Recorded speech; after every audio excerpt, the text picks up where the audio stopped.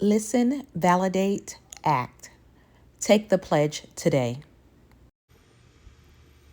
Was there anything you were told that you wouldn't be able to do because of a myasthenia gravis diagnosis?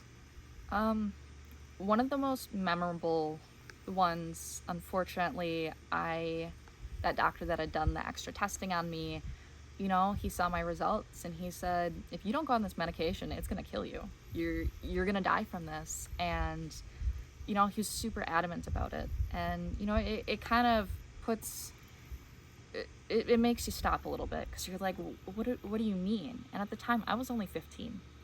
I was 15 being told I'm gonna die from this unless I go on this medication. And this blew my mind, because I'm at high school. I'm walking around, I'm singing, I'm granted it's not as much as I was doing, but I'm still getting there. So yeah, it's a long journey. What advice would you give physicians treating people with myasthenia gravis? Make sure to listen. I've come across some doctors where they said, you don't even know what real weakness is.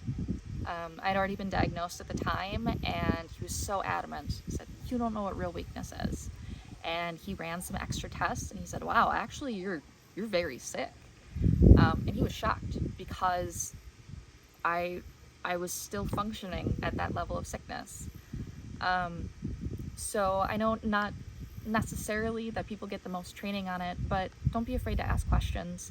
I've came across multiple doctors, and they see it in my chart and they immediately start asking questions, even if it's something that I'm there for unrelated, because they've said, I've never seen this in person. I read a paragraph in my textbook. What how does this go? What kind of treatment are you getting? Stuff like that. And rarely are you going to meet somebody who's very against telling you their story or what kind of troubles they're against. So just kind of gain that knowledge and understand that people know their bodies. That was also a hard thing, of saying, I am doing my best. I am, giving it everything I have. It's my body that's giving out. It's not me.